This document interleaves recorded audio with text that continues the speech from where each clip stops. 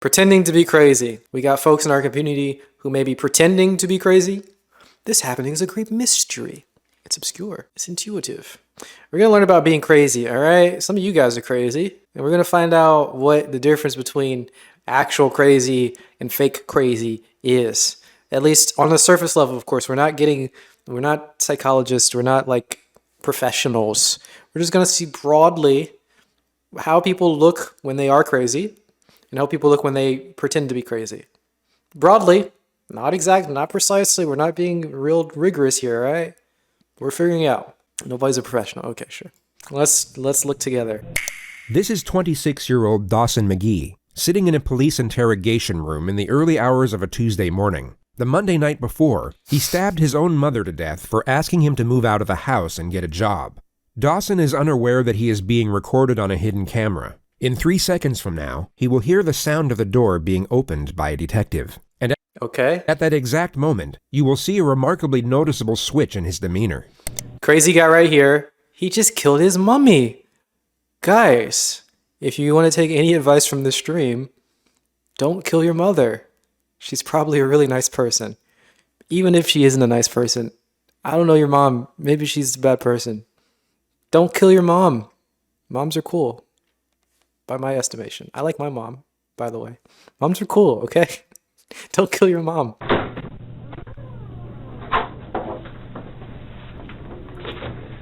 We've got something we want to talk to you about. We'll talk to you about. Noticeable switch in his demeanor. Spot the difference. Spot the difference.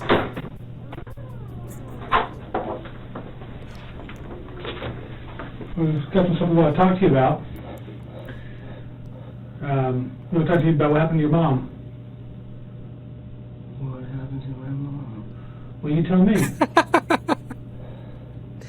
People called me and said something happened at home to mom. They were very bad. Mm-hmm. What happened to my mom? Well, that's what I'm asking you. I was waiting for my brother and sister to tell me. Okay. Well, so, was your sister home this weekend? Wait, I'm supposed to have. So this is If you want one. this is terribly insulting for many. There are layers of insulting behavior going on here. So you want to recognize that this is not okay. Don't do this. Don't pretend to be a caricature of particular mental deficiencies. Please? Because that ain't cool. Please? Because people are cool. You know, people who do have mental deficiencies, they're nice people, usually.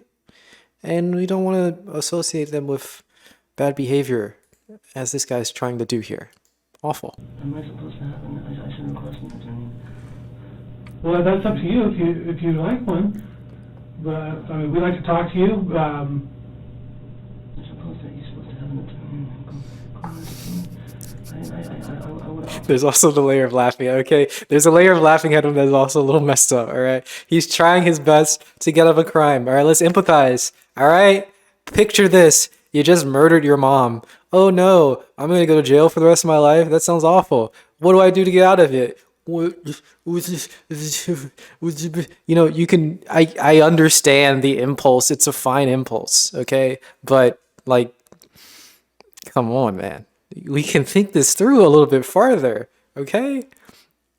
Think it through a little bit more, all right? First of all, don't kill your mother. Step one, don't do that. Second step, this probably ain't the way to get out of it. Probably. Also, recognize that you're being recorded at all times. Maybe that too is important. I don't know, but I don't want to insult his well, I'm already laughing at it, but you know, we don't want to directly insult the intelligence of the person who may be trying to do this, because that's also toxic and not okay. All right, we can be empathetic. We understand. He just killed his mummy. Okay? Oh no, mummy's dead. He did it himself, and he wants to get away with it. It makes sense, sort of. But please, just don't kill your mom. It makes it so much easier. You don't have to do this. I'm going to ask for an attorney. You want to ask for an attorney? Yeah. Okay.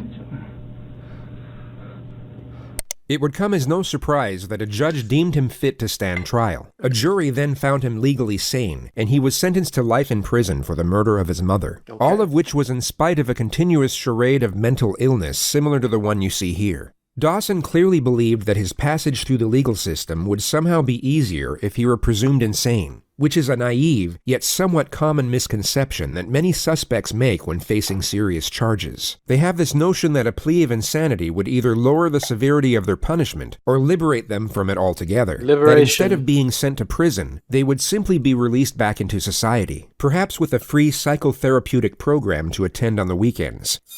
This is, of course, a far cry from reality. In the United States, if you're found responsible for a serious offense, but also found not guilty of the crime by reason of insanity, you will be institutionalized at a high-security psychiatric facility. These institutions are without question some of the darkest and most disturbing places in the system. And if you're not actually suffering from the crippling effects of mental illness, living in this type of environment will be a mentally agonizing experience. The foresight of what occurs Mental Health Awareness Month, okay? Guys, be aware of your mental health, please. inside these units would make the majority wish to avoid them. But once you are in, it is very hard to get out, and you will have to serve the same, if not a greater amount of time than you would have had to serve at a regular prison. Okay. So to put it briefly, if you commit a serious offense and then pretend to be crazy in order to get away with it, your life from that point forward will be an extremely dark and uncomfortable existence whether you manage to fool the system or not.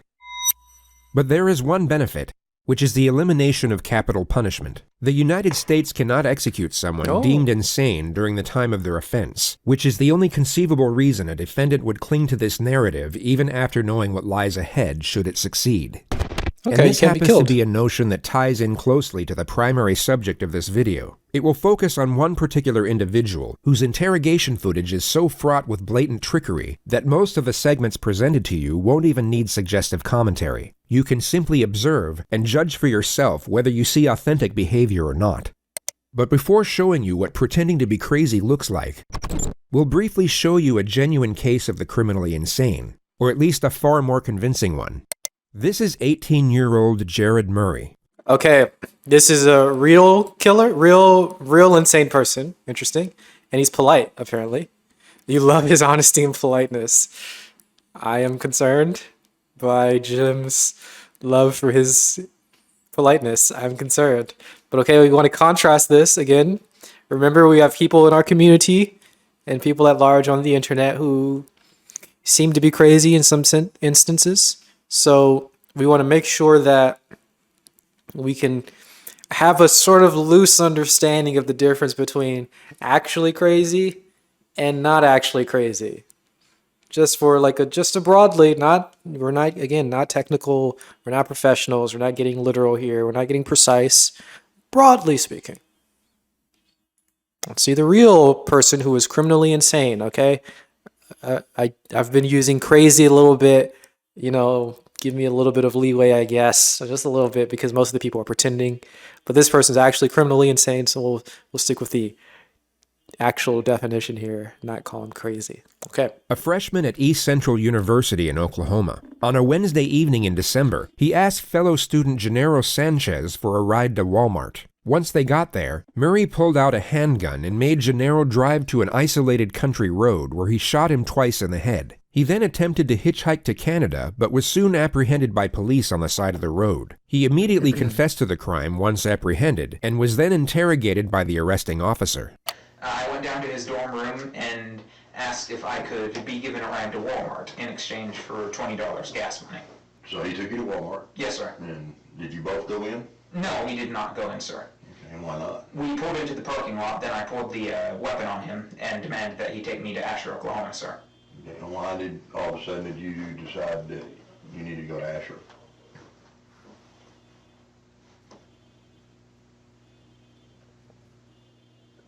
Because I was planning to take him out into the country and kill him. Okay. That was a disturbing pause. Why was that such a long pause, first of all? And that was so strange. Okay, so he's confessing. He's admitting to it. Nothing changed in his demeanor. He just stone cold pause for no reason. I don't know. I mean, I guess maybe he was hesitant for. He didn't sound hesitant. I just want to run that one back one more All time. of a sudden, did you decide that? Why'd you want to go to Asher?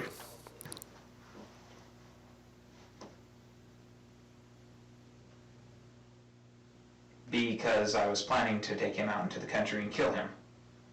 Okay. Did he say anything? He panicked, Jeez.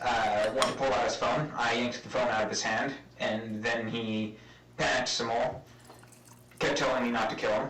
To make him feel more comfortable, I unloaded the clip, unloaded the bullet from the chamber, handed them over to him, and that eased his nerves a little. Then I pulled a second clip out of my pocket and set it on my lap. And so you're driving east. Interesting. Well, at least he can read the nerves on his friend who's about to kill. That's interesting. Wow. And so I guess at some point, did you decide now was the time? Yes, sir. Okay, and what happened? I loaded the gun quickly, chambered the round quickly. Shot once, missed.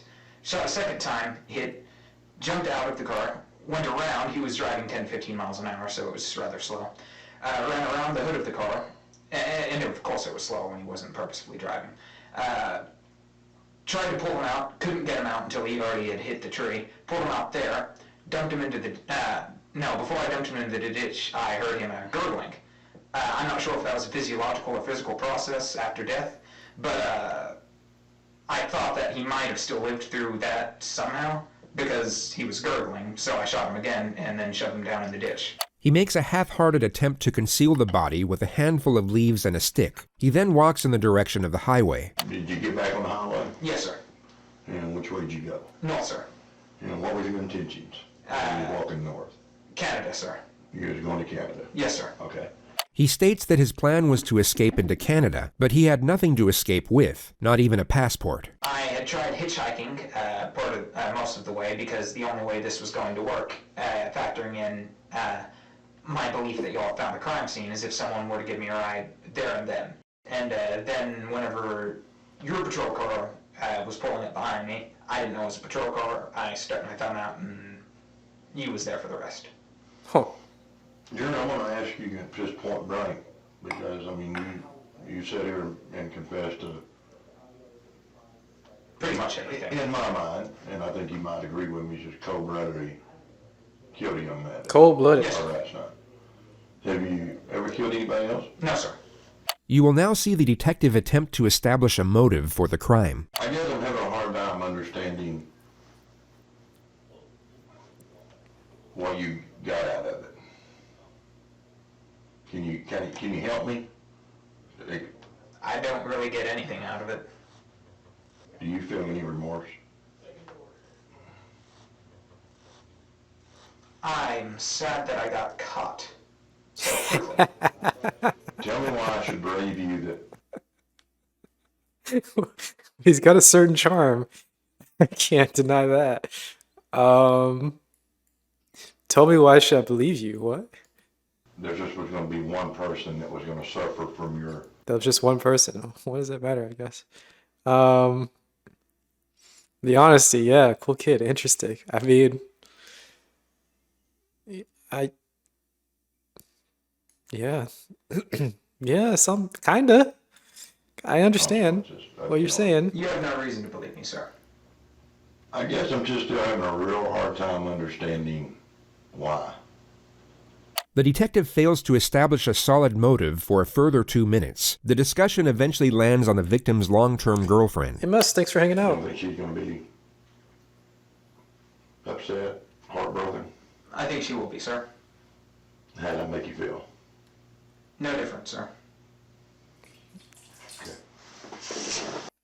I think you've been... I mean, this guy is more in touch with his feelings than a lot of people, it seems. I mean, he knows immediately. I'm sad I got caught. I don't really care about my friend's girlfriend. Bring it up to mine. I don't really, whatever. Dang. Kind of strange. All right. I mean, I would say that he's weirdly not attached to his feelings, weirdly, but I mean, it seems like he's aware of his feelings. He just doesn't have any. That or a normal, right? It kind of seems more like that. Honestly, Strange. I think you told me just straight up, right out of the book, what happened. Yes, sir. But, you know, you've done a terrible thing tonight. Yes, sir. You killed a young man, Yes, sir. just for the simple fact of, I guess pretty much this is safe for you. Yes, sir. And He was a very agreeable type person here. Death sentence, sir. why Well, it's strange how like agreeable he is, because and it doesn't seem like he cares very much, right? So when the cop is saying you've done a terrible thing, and he says yes, I get the sense that he understands that he doesn't think it's terrible, but he understands that other people think it's terrible. So he's saying like, yeah, okay, you think it's terrible, sure, yeah, terrible, which is kind of bizarre. How agreeable he is. I mean, obviously he's saying yes sir, yes sir, yes sir, no sir. Another indication of how agreeable he is. He's pretty chill. Seems real relaxed. This is pretty strange, gotta say. do you think you deserved the death sentence? An eye for an eye, sir. Do you believe an eye for an eye? Yes, sir. Eye for an eye. Jared Murray was found not guilty by reason of insanity. He was committed to a high-security mental facility where he is to remain indefinitely. Anything to say for yourself today? No, ma'am. Any reason why you might have done this to this young man? No, ma'am. No reason. No, ma'am. You have nothing to say for yourself. No, ma'am. You want to tell the community anything? Oh my god, what's happening here? Oh, this is very strange, because I don't like this journalist. Why is she in his face? Why is she being so rude? This is very strange. Is anybody else feeling that too? This seems so weird. Like, dude did it. He confessed, and he seems like he's just chill. Can we just let him chill? Why we gotta be so angry at him? No offense to the journalist. I mean, it's a normal reaction, but Jesus, she seems upset a little bit, and it's kind of like, this is bizarre. No, ma'am. Bizarre to me. Did you confess to police? Yes, ma'am. Are you proud of what you've done? No, ma'am. Do you have remorse for what you've done? No, ma'am. He appears completely void of human emotion. No regret, remorse, shame, nor fear. He had both taken a life and destroyed his own, yet seems like a indifferent to the circumstances. fine existence With there. respect to his interrogation footage, the most conspicuous element was the complete lack of self-preservation. He didn't once attempt to deflect blame, nor afford himself any type of justification for his actions. He simply spoke in a factual, non-biased manner, impartial to how his words may have been taken or even twisted to be used against him. There was no calculated structure to his behavior whatsoever. So with this notion in mind, let's move on to the primary subject of this video. Okay, that was a legitimate, criminally insane. Interesting. Now we're getting into illegitimate insanity. You want to interview that guy? I don't know what he would say, but you know, Have a seat. he seems fine. Can't be too worried about him. It seems like he seems to be living a fine life. Don't do not think about getting up, right, buddy? This is 19-year-old Nikolas Cruz, who 3 hours and 55 minutes prior to this moment murdered 17 people at his former high school in Parkland, Florida. Among the dead were 3 teachers and 14 students, the majority of whom were 14 years old. A further 17 Oh, the Parkland shooter? Is this the Parkland shooter? Is this this kid is cringe. Murdered 14 people. little cringe, bro. That's a little cringe, okay? That's gonna be a yikes from me. Okay. Students were seriously wounded during the massacre. The gunman dropped his rifle 7 minutes into the rampage and then blended in with the crowd as he ran out of the building. He was at large for 1 hour and 20 minutes, during which time he stopped off at a Subway and then a McDonald's, where he sat down and casually spoke to one of the victim's brothers. The student was unaware that his older sister had just been shot through the chest by the man sitting across the table. The description of the shooter was transmitted by police over the radio, which led to an officer identifying and arresting him on a street just 2 miles away from the school. He was taken to the nearest hospital and examined by a doctor for roughly 1 hour and 45 minutes. He was medically cleared and then transferred to the local sheriff's office where he was subjected to interrogation. No, do not think about getting up, all right, buddy?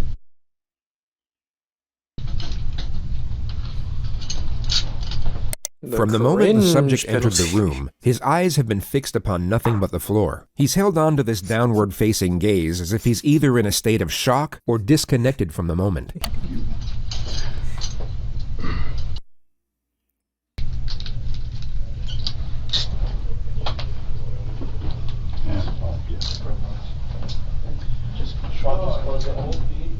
He's nervous. Cracking his knuckles. At the exact moment the door shuts, he lifts up his head to observe his surroundings. His behavior completely shifts once he believes no one is watching. If we look at his demeanor a moment earlier, we can see the contrast. He went They're always watching, man. They're always watching. Cameras everywhere. from being Modern detached to alert. His behavior changed as the environment changed, which is a recurring theme throughout this interrogation. It shows us that his mind isn't wandering off during these moments of apparent disconnection. He is in fact fully present and very aware of what's going on around him. As he looks up, his eyes immediately lock onto the camera. He now knows he is still being watched, and his following gestures will resemble that of someone with suicidal tendencies.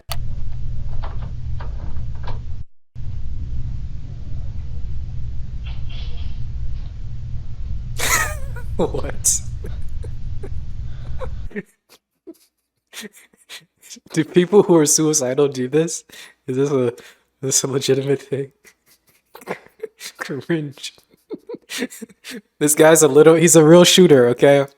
He's a regular homegrown, pure American, red-blooded school shooter, and he's like shooting with the thumb and is fake shooting himself.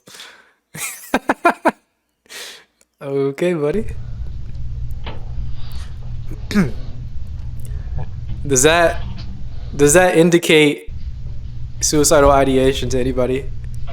At face value, these externalized suicidal thoughts may seem genuine to some, but when framed with the rest of his behavior throughout this interrogation, they are exposed for what they really are: an act, a calculation. So, okay, well, hold on a second, guys. Let's do like a normal check here. Does that seem sincere? Could that ever be sincere? Like, if somebody's doing that seems sincere? Am I out of touch? Okay, maybe I'm out of touch for laughing at the silliness of, murderers and criminally insane people. Okay, we can be out of touch there. I understand that. But that is confusing to me. Would anybody ever take this to be a sincere demonstration or indication that somebody is suicidal? Disciple, what do you think? Okay, there's no way that anybody would take that to be a sincere indication of suicidal ideation, right? That's crazy. I mean, it's not crazy, but that's cringe. Right?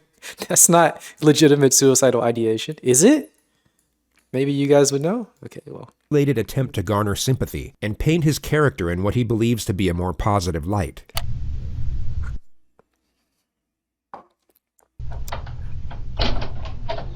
All right, how you doing, Nick? Chilling, bro. You all right? Gotta be able to speak so I can hear you. All right, I just need to ask you really your name and date of birth just to confirm I got it right, and then I'm gonna see you want a glass of water or something. What's your first name? Cop seems pretty chill too. This is a situation where the proof against the suspect is already conclusive. He is without question responsible for the crimes under investigation, making the pursuit of a confession non-essential. The police know he did it, but they need to know why he did it, which would already require a complex strategy in order to obtain the correct information. But the suspect's first recorded statements upon his arrest have now made the procedure considerably more difficult. What's going on today, bro? The demons, man. Demons? Voices. Voices. Voices and demons? Where's the voices? Oh, that makes it difficult. So if you just say demons or voices immediately, that makes you seem crazy? Interesting. Again, I'm using crazy loosely here. Maybe I should say criminally insane. I don't know if I'm going to catch it every time, but that's enough to be like troublesome for an investigation. Interesting. But obviously, I guess you don't want to be put into an insane asylum. So make sure if you get arrested for murdering 17 of your students or whatever, don't say anything about voices because it may be worse. But you won't get the death penalty, which is, well, why does that matter? You just killed a bunch of people. just die, man. You'll be fine. Well, I guess it depends on you. Okay, if you don't want the death penalty, talk about voices. Bizarre. Apparently, that's what makes it more difficult. But you know, it's just a little electricity. Right? It's just a little shock. You get a nice dinner beforehand too. I think you'll be okay. What happened? You'll be fine, bro. You'll be fine. Just be quiet, man. Demons, man. Cops are so mean. These two words have now forged the primary stratagem of his own interrogation, which is to cut through deception under the guise of supportive examination. The questions will be designed to lock him into a specific narrative about his alleged psychosis, while simultaneously giving him the impression that his responses are for his... Okay, we got voices. Are they happy or sad? Did they speak fast or slow? Can you see this demon? When was the last time you heard it? Quiet, loud demon. Okay. When did this start? Does it scare you? Does it demand things of you? Does it hurt you? Does it control you? Do you want it to stop? There's a little Tommy in your mouth, and he hides when people come around. Is it loud or is it quiet? His own benefit. Anything he says now can be used to refute any amendments he might come up with at a later stage. We all know that after this interrogation, he will have significantly more time to think, study, and even seek guidance from professionals about how the legal system interconnects with mental illness. Yet the majority of this forthcoming knowledge could be useless to him depending on what he says during these moments. The more details he gives away, the less options he will have for his defense later on. Guys, don't talk to the police, okay? Even if you're trying to be criminally insane. Maybe say demons and voices, but then don't say anything else. Because more details can and will be used against you. Against you. Okay? Against. Don't speak to the police. But pursuing this objective is complicated, as there are two very common scenarios for when this type of suspect gets interrogated. And just to be entirely clear, by this type of suspect, we mean someone who is 1. Pretending to be insane, and 2. Not fooling anyone. Their most common response is to simply shut down. They regress into total silence or some type of catatonic state, and the interrogation never gets off the ground. The other common response is the exact opposite. They erupt into hysteria or supposed delirium, and everything from that point forward becomes incoherent. The lead detective, John Curcio, must not allow either of these scenarios to transpire, and this makes the first 2 minutes absolutely crucial. Ooh, you gotta run that tightrope here. Okay, so don't go catatonic, don't be silent. You gotta make sure that your suspect doesn't be silent. So from the police perspective, very difficult here. Silence is always the option, by the way. If you're a criminal, just be quiet. But, okay, and then exploding. Okay, interesting. Conor Murphy should be added to the list. Well, this is what we're trying to figure out. We saw the actual insane person, and you can make your own judgment there. Actual insane person. I mean, Conor's not criminally insane. At least he doesn't pretend to be criminally insane, or he doesn't seem to be criminally insane. So, you know, maybe it's not the same type of insanity, but, you know, it doesn't seem like he's, well, it's a different type of crazy at least. Who knows? Needs to create a positive first impression and resemble the furthest thing from a threat, while at the same time maintain a presence of authority. His temperament will be easygoing and non-confrontational, but also encouraging when extracting a response. His role at this moment is the ally. He needs to be liked, respected, but must not be feared. Not yet anyway. I'm your friend. Okay, you can tell me everything. The ally. Okay, I like this. The police officer ally. Going off the suspect's initial demeanor, the detective will know that he is far more likely to regress into a state of silence at this opening stage. And if he can prevent that from happening within the first 2 minutes, he is over the first obstacle. All right. How you doing, Nick? I just need to ask you really your name and date of birth just to confirm I got it right, and then I'm going to see you want a glass of water or something. What's your first name? Oh, this is the trick. Come on, Nick. He's got to have him say something. Huh? Nikolas. Spell. Oh, that was it, man. He's prying him open. And that's all he needed was to have him say his name. Now he's going to have him spell it. Then he's going to have his last name. Do you want some water? Now he spoke. Unfortunately. For me. Okay. Come on, I'm old. You got to talk so I can hear you. N-I-K. O. L. Okay. A-S. And what's your middle name? Come on, man. Speak so I can hear you. Jacob. Jacob. J-A-C. What's your date of birth? Okay, you need to relax because I'm the last detective or policeman you're going to have to talk to. So right off the bat, that should be somewhat comforting to you to know that I'm the last guy you got to talk to. But the thing about it is, look at me. I got to be able to hear you. Okay? So all I want to do is get basic information from you, and then we'll get into the, whether you want a glass of water, all that stuff. What's your date of birth? 09. January? 09. 09 September.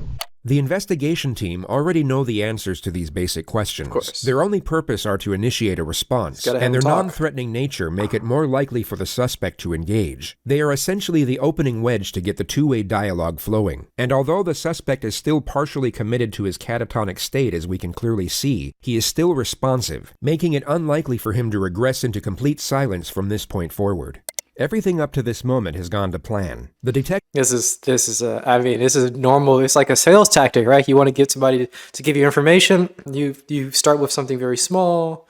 What's your name? And you go bigger and bigger and bigger. You give all the information. You just, get their credit card number, get their social security. You start with something very basic, then you get all of it. Wow, easy tactic. has one foot in the door, and he can now develop the relationship from a more secure position. He goes about this with a standard method of rapport development, the offer of food and water. Okay. Right. Let me do this. You want a cold water? Guys, you want to get a water? You guys want some tea? Cold water? Would you like cold water, warm water, tea? Yeah. Want to get some food? What do you guys like? Let's build some rapport together, you and I. Let's be friends, okay? You can trust me. I'm an ally. I'm one of you. You don't know if you want cold water? Thank you. Thank you. Well, I'm going to bring in two because I want one. It was hot, and if you decide you want to have it, that's fine. You sure you don't want something to eat? Nice. Okay. The refusal to accept food and water is a familiar response which you may have already seen on this channel. It's a glaring manifestation of shame. This is not to be confused with guilt nor remorse, both of which require the acceptance of responsibility, which in turn directs our focus outwards on the feelings of others. Wait, what was that? Familiar response which you may... Thank you. Well, I'm going to bring in two. You get shame for having water? You're getting it was food? hot, and if you decide you want to have it, that's fine. You sure you don't want something to eat? Okay. The refusal to accept food and water is a familiar response which you may have already seen on this channel. It's a glaring manifestation of shame. This is not to be confused with guilt nor remorse. Refusing food is shameful. What? Okay. Is that... Okay. Both of which require the acceptance of responsibility, which in turn directs our focus outwards on the feelings of others. Shame, on the other hand, shifts our focus on the perceptions of others towards ourselves. The subject is afraid of how it will look if he accepts the offer considering the circumstances. He instead wants to appear as if he's so negatively affected by the events that he's unconcerned with meeting his basic needs. That's not shame, though. That's putting up an act, right? That's so different. He's saying he's acting in order to not, to pretend like he doesn't care about his basic needs. That's acting. That's not shame. Shame is something different. Shame is this feeling that you have. It's shame. I don't know how to describe basic shame, right? Shame is shame, but like pretending to not care about your basic needs is pretending to not care about your basic needs. That's not feeling shame. He doesn't feel shameful, does he? Maybe. I feel like I don't see the connection between not accepting food and shame. And I don't feel like that explanation at all supported the claim. course, I have so many different keys. Alright, I'll be right back. What was that about? He knows he's being watched. Why is he doing this? Once again, his demeanor abruptly switches when the detective leaves the room. With his head buried in his hands, it's anyone's guess as to what is going through his mind at this moment. But what you are about to see next is extremely revealing.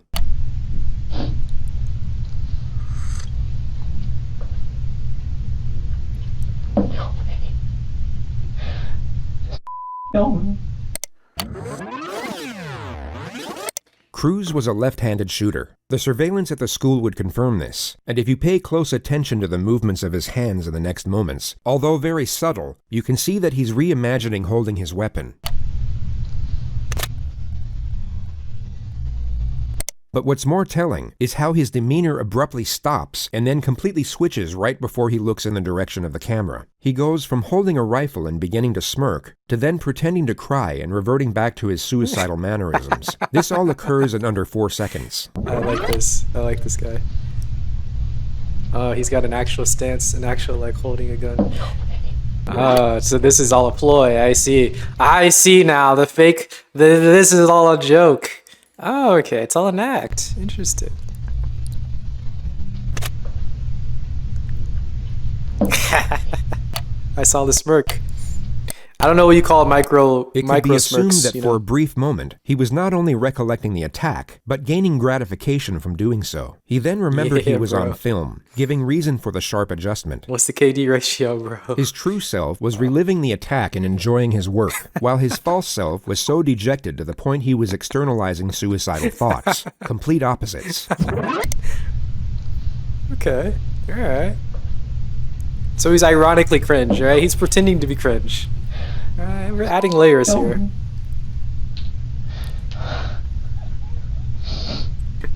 His next calculated charade is one of self-harm. He first bites himself without drawing blood, or leaving any marks that were visible in his jail intake photographs. Fake biting himself, okay? But he's being ironically cringe, you know? It's not real cringe, it's fake cringe. So it's like layers. He then It's scratches and squeezes at the 2 needle punctures. It's just like 5 layers of irony, man. This is like modern... This is Zoomer humor, okay? In his arm from where his blood was taken at the hospital. At the very moment the detective re-enters the room, he will act as if he's desperately trying to conceal his self-injurious behavior. All right. Setting aside the glaring contradiction that he just murdered and maimed dozens of people while leaving himself without so much as a scratch, it's the frequency of these little charades that makes their deception so transparent. This is a person who is not self-injurious, pretending to be someone that is. But it's such a feeble attempt at feigned self-harm, it would almost be a comical moment if the circumstances weren't as horrific. Oh, it's pretty comical. If you want them off, we can pull them off. I'll get you a garbage can. You want them off? Just put them on the... Throw them on the floor in the corner. Alright, this one is mine. It's moving around a lot now. I already opened it. This one's yours in case you change your mind. The next 4 minutes are the extremely tedious process of getting the subject to engage further through basic questions. The topic of his phone will now be brought up.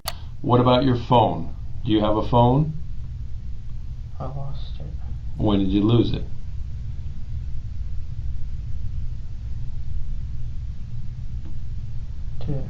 Today? Okay. What kind of phone is it? I don't know. Hey, Okay, what's up? Is it a flip top, an iPhone, A flip top? Samsung? When was the last time you had a flip phone? My guy's a boomer. My guy booming over here, okay? It's just rapport building, of course. Rapport building. Is it a Nokia? Is it a Razor? What kind of phone do you have? Phone. What's the number?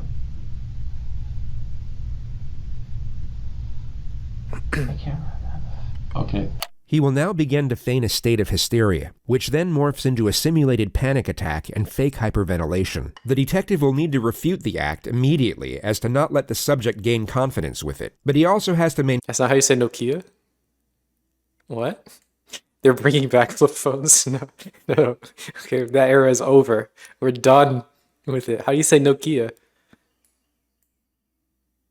Is that what I said? No? Kia. Nokia. Did I say something different?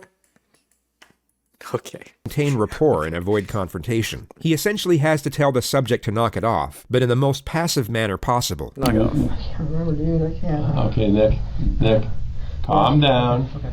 You've already been medically cleared. No. I know what's going to be talked about is difficult, but again, IKEA. you don't remember your phone number.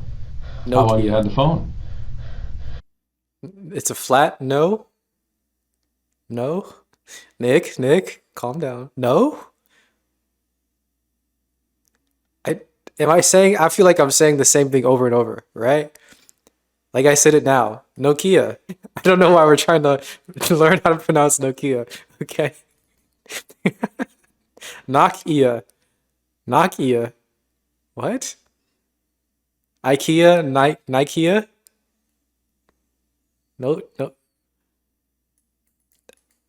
That's it. Oh, Nokia? Nokia? What? Okay. Nokia. Interesting. I gotta make sure if I say Nokia, I don't want to be like thought to be criminally insane. Okay, I gotta say it properly. Okay, Nokia. It sounds nicer that way. I like Nokia. How long have you had the phone? Nick, the doctor's already looked at you. Okay. Okay, you're fine. Say it how they say it. You're not having any problems at the moment, and you're perfectly fine. You're chill, bro. So calm your breathing down. All right, and I want to believe certain things that you're going to tell me, but you know, if we're getting where you're going to hyperventilate over a phone number, okay. All right. All right. So what's your phone number? All right, bro. Huh? 954. Hey, don't dox him, bro. 954. Whoa. The manic episode is somewhat Okay. curbed, but the Okay, we're subject is still clearly committed to it. 954-821. 2007. He did literally just doxed him. What? Oh. Guys. What is... 007. Whoa. Sam. All right, we didn't, nobody saw that number, all right? We didn't see the number, okay? No docs, all right? My guy Nick, he be chilling, all right? We don't need to call him, all right? Don't call Nick. He's cooling it right now, okay? Every kid knows what the phone is, man. I got kids your age. Ever since my mother died. I know, I heard about that. That's what I was going to talk about next. This is a turning point. Cruz's adoptive mother had indeed passed away the year prior from pneumonia. The topic is sympathetic towards himself, and it seems to have stopped the feigned hysteria in its tracks. Oh, was he actually hurt by this, maybe? He's in jail, how you gonna call him? I don't know, bro, but just like, don't be doxing folks, bro. Like, my guy's chilling, okay?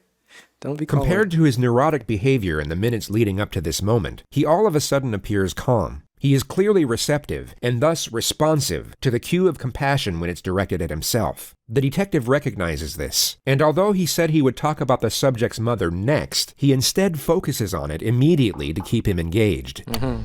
Yeah, this is definitely dishonorable. I mean, this guy, he killed like a lot of his schoolmates, all right? Don't kill your school friends, okay? Don't kill your mother, don't kill your school friends, don't kill anything. Be nice to people, okay? People are nice. Be nice. This is definitely dishonorable. All right. So, but you had, since your mom died, how long has your mom passed? I can't remember, I think. Okay. This year or last year? November. November? Okay. Okay. When your mom passed, were you living with her? Yes. Okay. What city was that? Parkland. Parkland?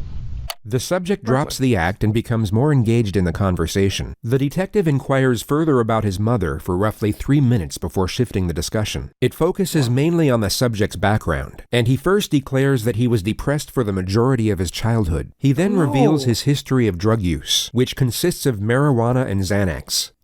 Okay, guys, if you're depressed, make sure to get help. Make sure to talk to people. Talk to your friends, first of all. Talk to your family. Talk to the people who are around you, your support system.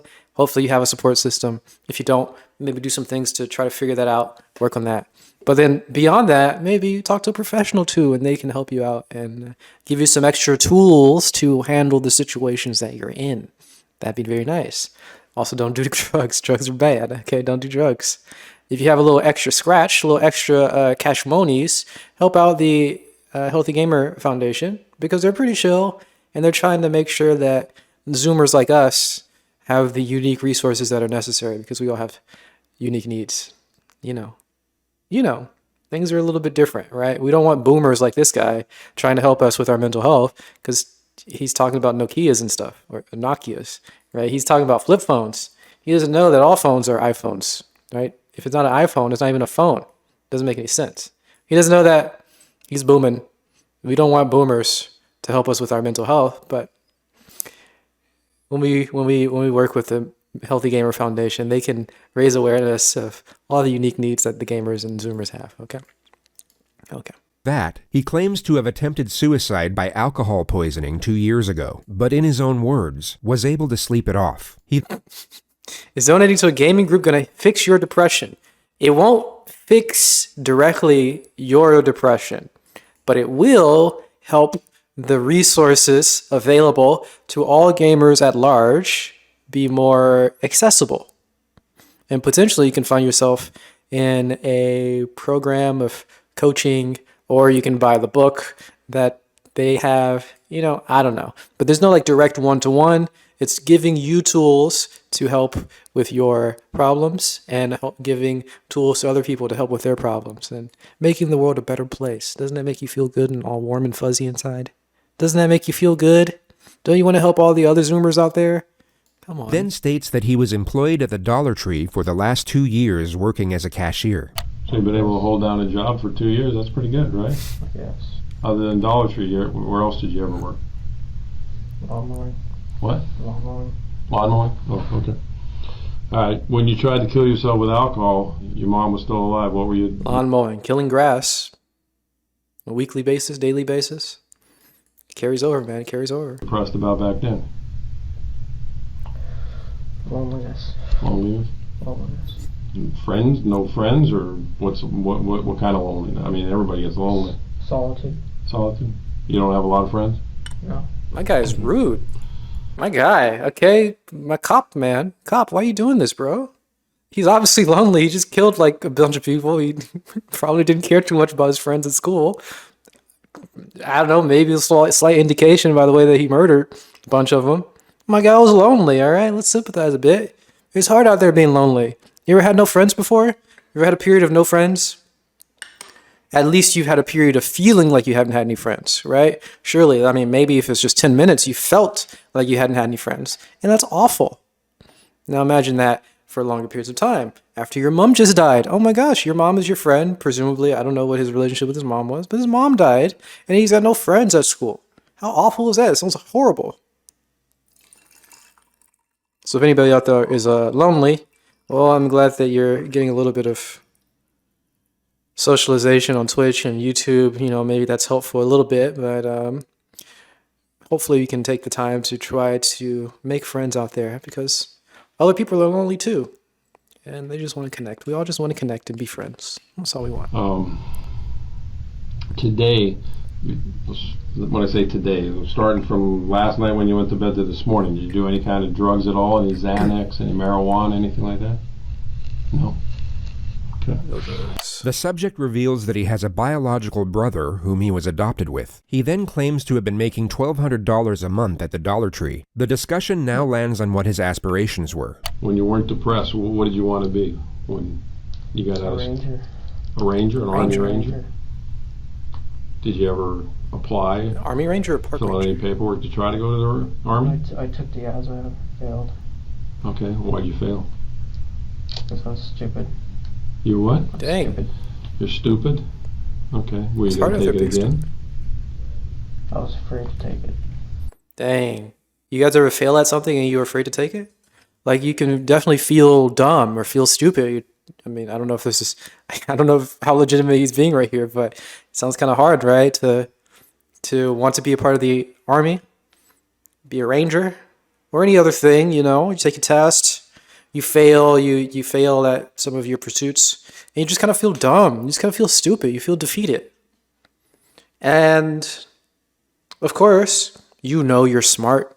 You're a smart guy. You're smart. And you don't want to have more evidence to prove that you're dumb. So you become afraid to reinforce that negative feeling, that negative evidence to prove how stupid you are. It's bad to be stupid, but you know you're smart. And you don't want to keep reinforcing your stupidity, so you don't want to take the stupid test because it makes you feel stupid. I'm afraid to take it. Makes a lot of sense. Tough situation to be in. It's hard. Okay, but you had aspirations to do something with your life. You wanted to be that's a hell of a thing to want to be an Army Ranger. The discussion moves on to the subject's gun collection, which continues for roughly 4.5 minutes. The attack on the school is yet to be mentioned, but the last gun to now be discussed was his choice of weapon to commit the massacre. What made you choose out of all the guns to want to buy an AR-15? Cool looking. It's cool. That's all on Call of Duty, bro. Now, when you bought it, I mean, it was a legitimate purchase. They gave you a receipt and everything, right? So you bought it legally, right? Did you fill out those forms and everything? Okay, you remember those forms? Okay. The detective now shifts the topic onto his... Is he old enough to buy guns? How old do you have to be to buy guns in America? Wasn't this guy's is he in high school or at the end of middle school? You can buy guns legally without... Man, that's America's a little strange, huh? A little weird in America. Okay. Former high school, the same place he carried out the attack. Now, 3 years ago... Oh, former high school. Did you fill out those forms and Is everything? that former? Okay, you remember those forms? Okay. The detective now shifts the topic onto his former high school, the same place he carried out the attack. I'm just going to do a little background research here. Parkland shooter. Nikolas, our friend Nikolas. Man, my guy got some ears. Okay. Guy got some ears. Took place a couple years ago. 17 folks, 17 others injured. Okay. Nikolas. No, let's just look at Nikolas. Okay, he doesn't have Wikipedia, unfortunately. A lot of information on the victims. Nikolas was born in 98. Okay, this took place in 2018. Okay, so he's 20. Okay, so he's not a high school student, but he's 20. Interesting. Okay, all right. I don't want to insult him too much. Okay, you got big ears, all right, but okay, maybe not. You don't have to go elephant. All right. Incident can stem from wanting others to feel his pain. Yeah. Oh yeah, definitely. Right. You want to have this camaraderie with feeling pain. It's an understandable drive. It's a very unfortunate drive when it's taken to this extreme, but it's an understandable drive. You know, hopefully it's much better to have the permission to feel your own pain, and you do that with other people who have, you know, who feel lonely and who have dead moms or whatever it is that you feel painful about, you know. And you find a group of people you can just like cry together and feel the pain and like feel permission to feel the pain together. You don't need to force other people to feel your pain by shooting them. You know, probably not the best. Maybe it's effective, I don't know, but, you know, probably not the best idea in terms of holistic growth and holistic, you know, feeling your pain and growing and getting rid of that stuff. Maybe. Just my opinion, personally. So maybe opt out of killing anybody. Don't kill people. Killing bad. Now, 3 years ago when you went to Douglas, and obviously you stopped going there, why'd you stop going there? You just dropped out. My depression worsened. Your depression worsened, and what was going on? Did you just stop school on your own, or did some incident happen where? Yes, some incident. Well, what was the incident that happened? Fought a kid. You fought a kid? You remember the kid's name? So obviously the police, this guy knows everything, right? I'm assuming this guy knows all the answers to every question that he's asking, right? It seems pretty clear. He's just trying to get him to talk a lot more. I don't know what evidence he's getting from having him talk, but he's just building rapport. Just to recap and remind ourselves of that. I don't think he's getting anything out of this. So. Yeah. And oh, you withhold the name, get in but trouble for the fight, or okay, beat up. Okay. Well, what did they do? Suspend you? They suspended me. Okay. And what happened from there? But not the number. Did you, after you got suspended, you go back to school? Yeah. Okay. What happened? Why'd you stop going there then? Felt embarrassed. You felt embarrassed because you got suspended, or you felt embarrassed because of why? Because of the fight. All the above, man. All the above. Well, what was embarrassing about the fight? What were you guys fighting over? A girl. A girl? Well, what was embarrassing about it? Oh, it comes back to a girl, man. Always comes back to a girl, doesn't Did it? Ian get the better of you? Was that what was embarrassing, or you Yeah. just he got the better of you? He lost. Okay. He got He beat has up, just bro. provided the state with a solid argument for a motive. Establishing a reason for an offense is critical when dealing with claims of insanity. Oh, I see. If you're trying to be insane, you can't have a clear reason. But now we've got a reason. He wants to take revenge on Ian and all the folks who laughed at him for losing the fight and losing the girl. Okay, we can all empathize with this. We've been beat up before. You've been beat up before. You've been lost in a fight before, and how embarrassing that can be to admit failure in such a widespread, like, fights in school are probably going to be very, it's going to get to a lot of other people, right? It's a big event. It's a big thing. Everyone's going to talk about it. And if you lose, man, that's embarrassing. Also, if you say things like, talking about his ears, that might be embarrassing too. So, we don't want to get too far into making too much fun about people. It's very painful. It can make you hide, especially if you have no friends. Sounds like a rough situation to be in. It can not only indicate premeditation, but also calculated malice in connection to the crime, something considered absent in the mind of the criminally insane. He also asserts that he was lonely and depressed while attending the school, all of which can reinforce the argument that he was exacting revenge upon the community in which he felt ostracized. This is awful. All right, so you go back to school. What ends up happening? You just stop going to school out there, or you got into more problems? Where they Got into more problems. what was the more problems? Failing class. Okay. Not going to school. Okay. And this was all while your mom was still alive? Yeah. Okay. Did there come a point in time where you just stopped going there, or they expelled you? Or I just stopped going and then transferred me. They transferred you? When they transferred you, was that upsetting to you? Yeah. Okay.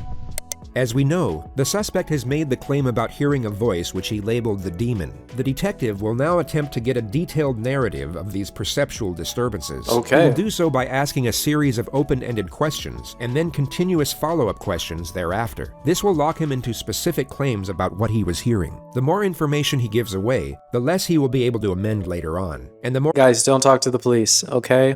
Even when you're talking about the spiritual demons that are forcing you to do weird stuff, I mean, man, they're just trapping you in more stuff. Goodness gracious. But let's see, the expert police officer here. Well, I don't know if he's an expert. I don't know if he's actually getting enough information, but it seems like he's really good at this. So let's see how he finesses getting information from this more kid. questions that are posed, the more likely he is to make contradictions that can be used against him. But are contradictions a bad thing? Just remember your lies. Good luck. But I guess everybody who's analyzing this isn't going to be like a spiritual weirdo and be enamored by the paradoxes and contradictions.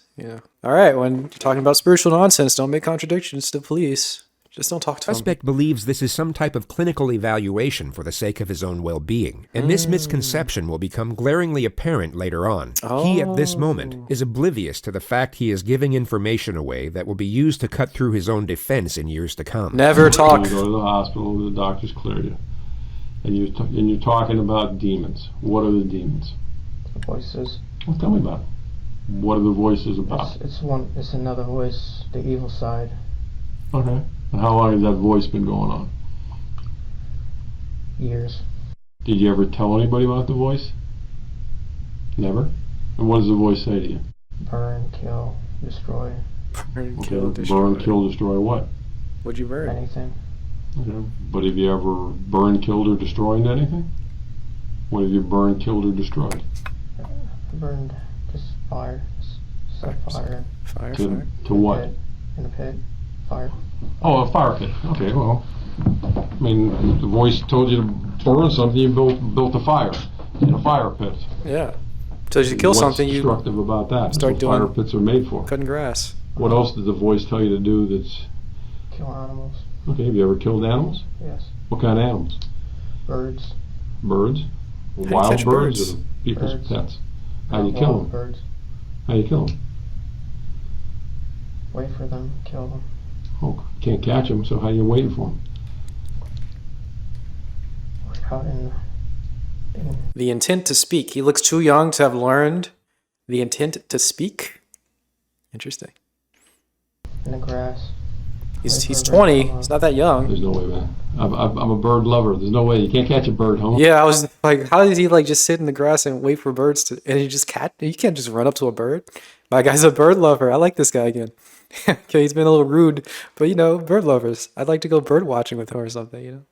Walk around the park and just identify normal birds around in the southeast. Oh, that's kind of cool. There's no way you can catch birds. You can't just catch birds, right?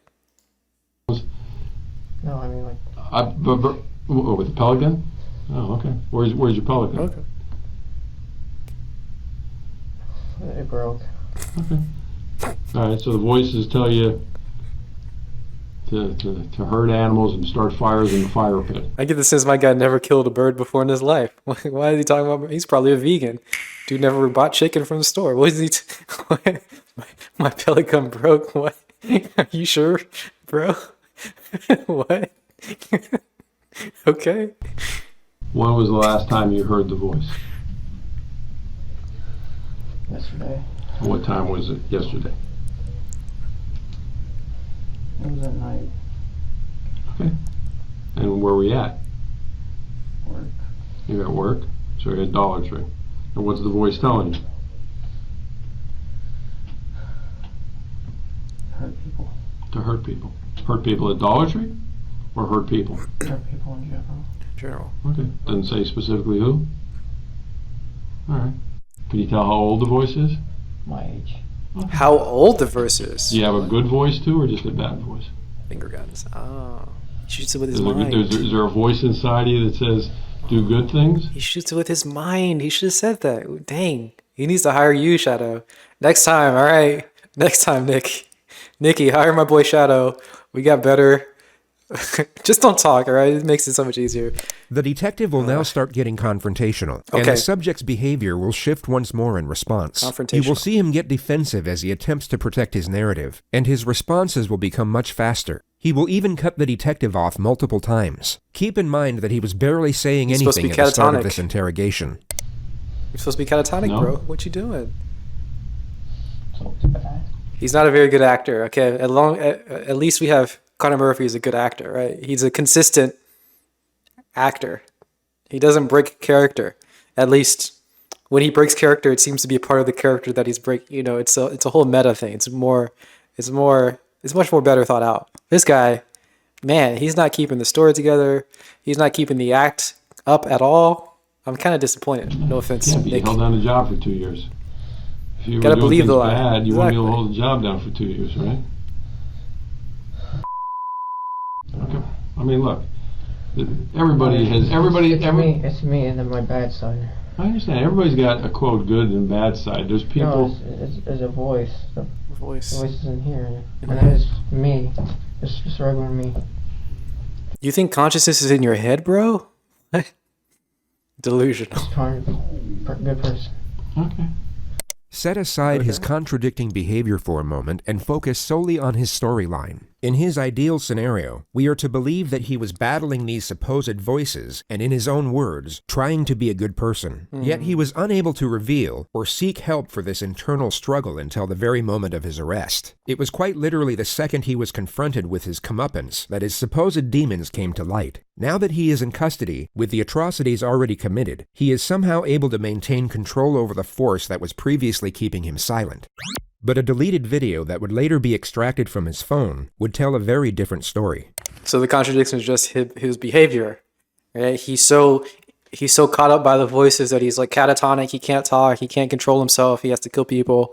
But now he can talk about it very freely. He has this keen awareness of it. He never sought help for it. He's just trying to be a good person, but he never sought help at all for the last however many years he's been hearing the voices.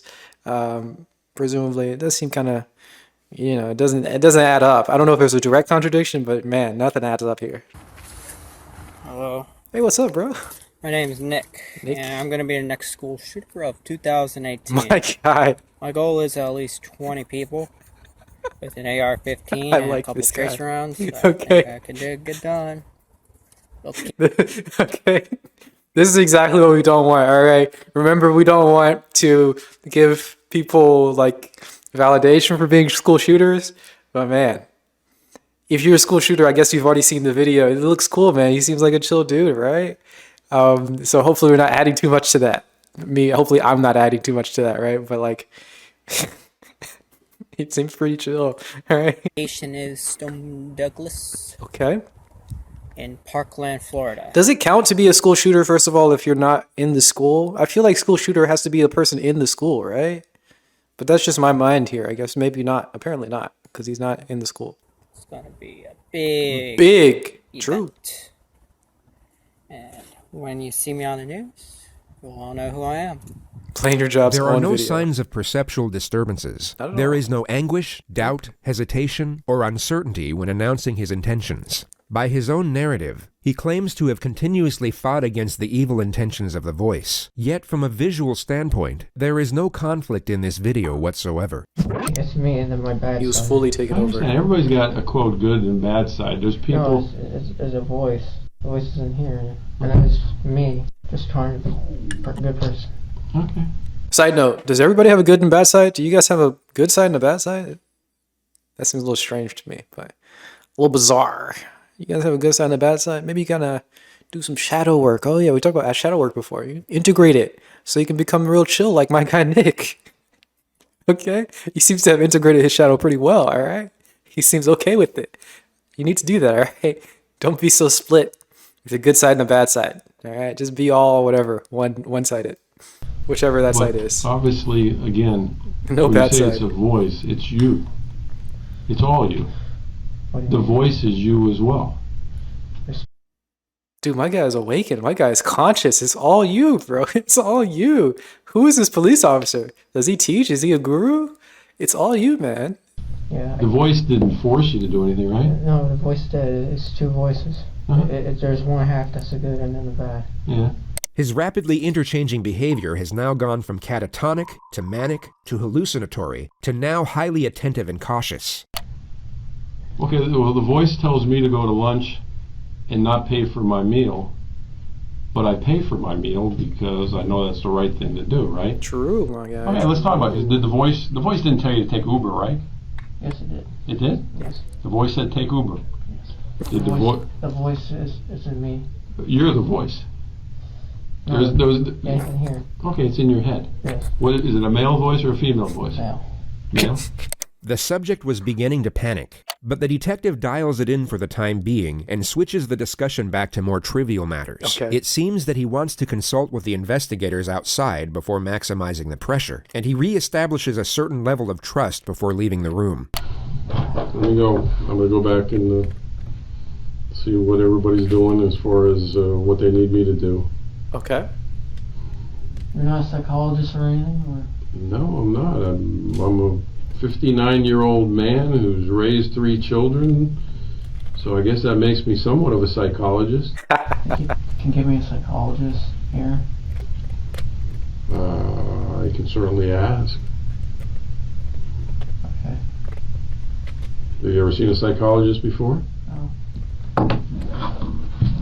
Okay. See, psychologist guys. I don't want this one. The subject scratches his arm for another 2 minutes. He then Okay, there you go. He was thoroughly confused. He thought that was a psychological somethingness. Don't talk to the cops. Okay? Get help before you kill people. Don't kill people. Don't talk to the cops. Don't kill people. Get professional help. Alright? Psychologists are pretty cool. They're chill. They like to talk to you. They want to hear your story. They're not doing anything weird. They're just asking questions. They're like normal people. They're just mirroring everything, and they just want to help you like express yourself a little bit so you can become more aware of whatever it is that you're feeling. They're pretty chill, all right? So just talk to them. Let them do their thing. Before you go murdering people, all right? Do it before the murders. Get stuff verified before. You might change your mind, all right? Be chill. switches to a hallucinatory state and appears to be seeing things in the room.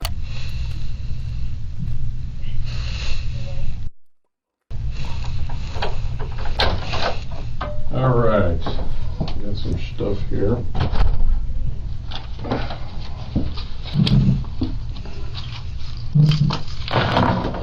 The detective will once more dismiss the act by pretending to not see it. He will then pose a question to the subject, and the charade will cease immediately. I like this detective, okay. Here's the water. Well, you put it back over here. You definitely don't want the water, huh? Huh?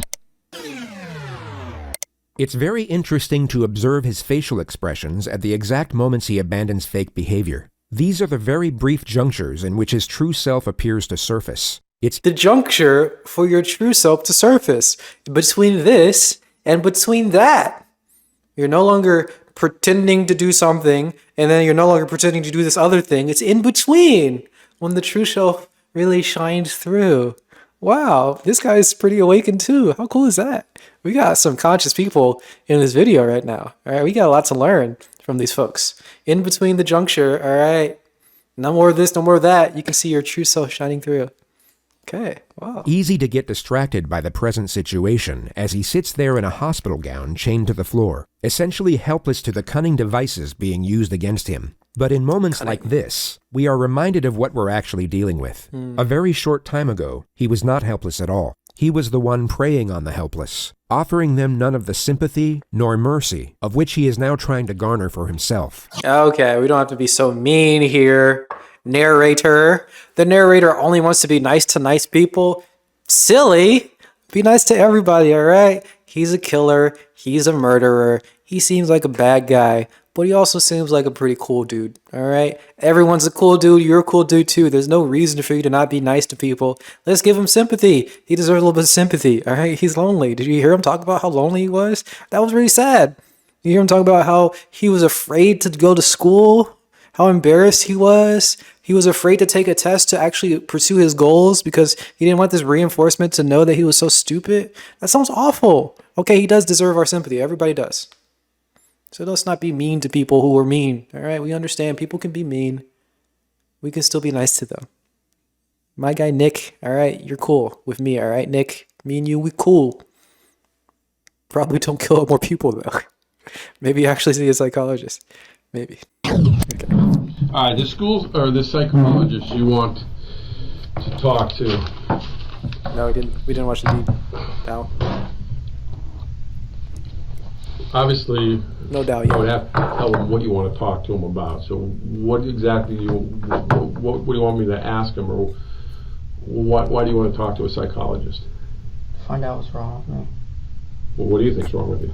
I don't know.